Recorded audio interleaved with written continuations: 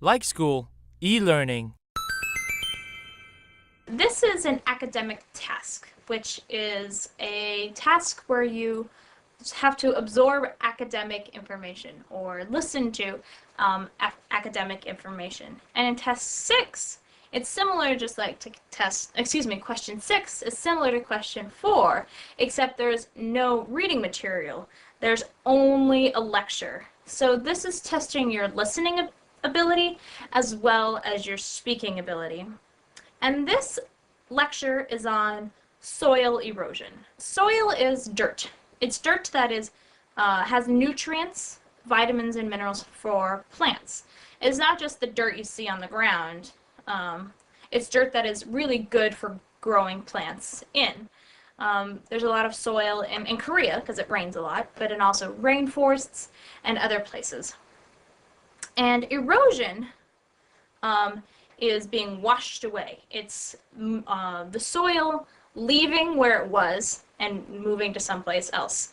So the first thing we should do is give an academic definition for soil erosion.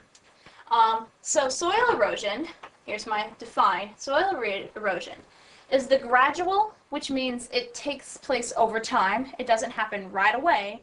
It's a slow process. Displacement or movement of soil by natural sources. So things that happen naturally. Erosion occurs every day. It's occurred for millions of years. It's what happens. And the two sources are generally water or wind. Water washes it away and wind blows it away. And the lecture is not just talking about soil erosion.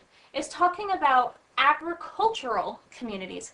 Agricultural communities are communities or a group of people who farm, either farm animals or farm plants, but it's mostly plants. So vegetables, apples, fruits and vegetables, all of those things. People who farm those for a living, or a group of them, are agricultural, as an agricultural community.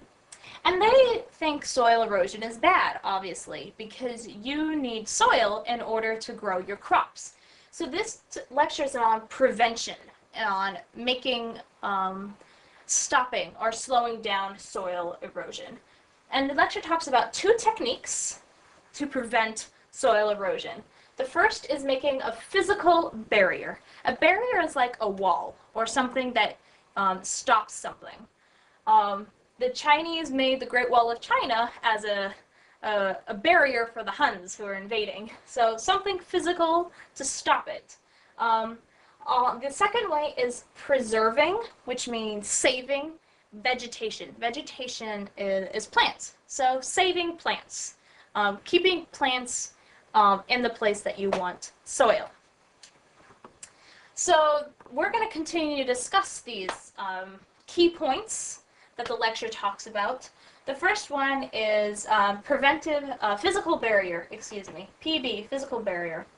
And this is either meant to absorb. Absorb is to take in something. Sponges absorb water. Your brain absorbs English. So take in, or deflect, which means push in a different direction.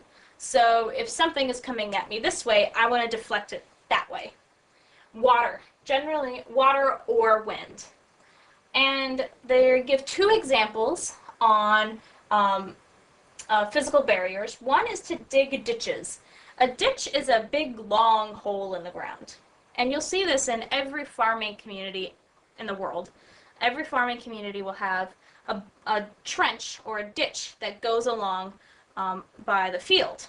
And these ditches are designed to funnel or to change the direction of the water so it doesn't go on the land that they're farming in. So water is still flowing, but it's not flowing over their fields or over their crops. And the second definition is to put down mulch. And a mulch is a mixture of grasses and leaves and tree bark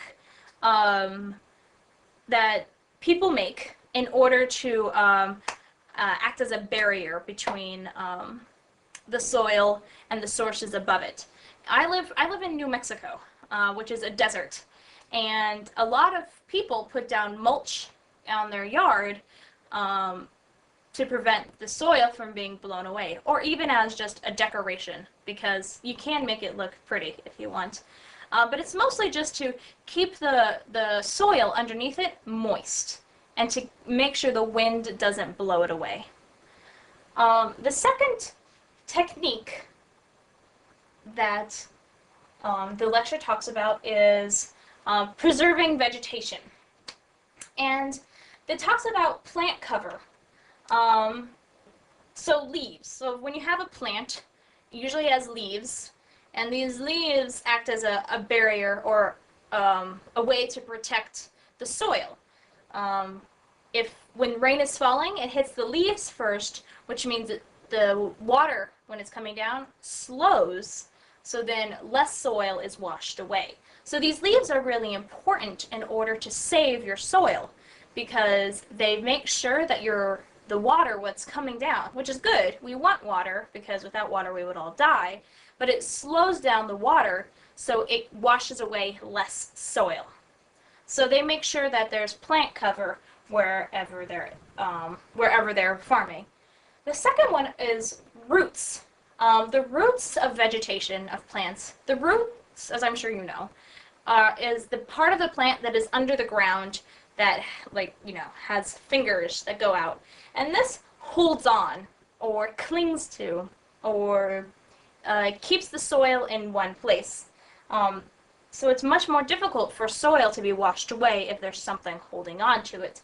So these plants have roots that hold on to the soil. Also, another way to protect their soil with preserving vegetation is to protect grasslands. Grasslands are areas that are wide open spaces, and the only plant that's growing on it is grass. And the grass is usually about yay high, or they can be, lower. And there are no trees, there are no, nothing else other than these grasslands. The whole central United States, not the whole central, but a good piece of the central United States are grasslands. They're very dry generally. So they protect this grassland from grazing. Grazing means to eat slowly. From grazing animals like cows or sheep or other animals that just sort of, buffalo, that just sort of constantly eat and are moving around the grassland slowly, just constantly eating. Those are called grazing animals. They eat vegetables very slowly. So that's why cows are domesticated, because they're easy to catch. So these are the two techniques that agricultural communities use to prevent soil erosion. They put up physical barriers, and they preserve vegetation when possible. So when you're structuring these, you should always listen for the key points in the lecture, because there are always key points. And you have to figure out how they relate to each other. Which are the two big points, or there's usually either one or two, and then there's details that further explain that information.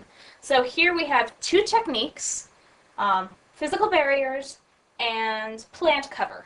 And those are the two techniques that agricultural communities use to prevent soil erosion.